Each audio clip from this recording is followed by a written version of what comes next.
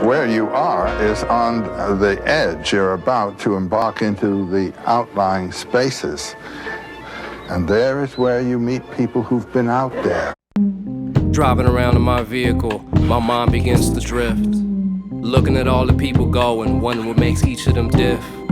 Now ain't this what puts that funk in that Funklore? Cause it's little to be seen, but we know there's much more. And I trip, cause I use my superpowers daily. And I can't be the only one living out here, baby. There's gotta be others like me, or else I might be crazy. Well, I am crazy, but don't tell my neighbors. Calling all citizens of a super-duper nature.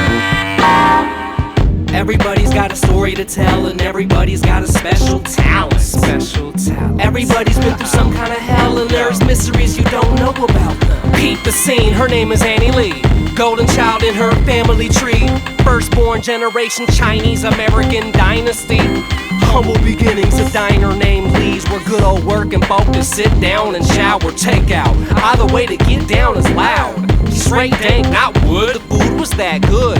3-course plate for the jug, born the year of the dragon. She must have been heaven sent, benevolent baby with supernatural intelligence. Before she could crawl, she gazed the feng shui. And from a young age, she taught herself how to sun gaze. A lost ancient practice, an instinctual gift that was the cause of her aspects.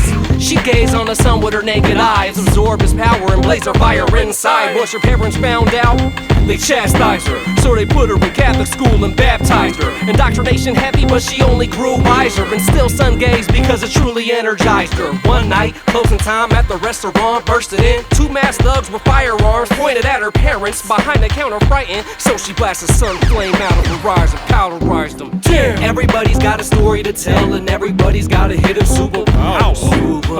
Everybody's been through some kind of hell, and there's mysteries you don't know about.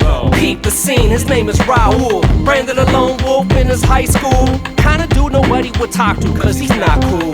Plus the way he looked at you, supernatural, cold as Nosferatu. Dressed in all black, kinda goth boy charm. Lived on the outskirts in a small old farm. Though he never caused no harm, hardly spoke a word and never called for alarm. But that didn't stop Troy and Trevor from inflicting the trauma the boy remembers forever. Troy and Trevor got together, followed Raul after school, and cornered him on a dusty road that afternoon.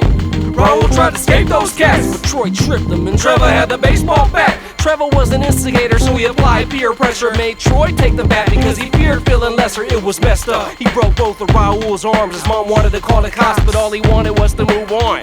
In his heart, he already forgave them and even prayed out loud he'd have a chance one day to save them.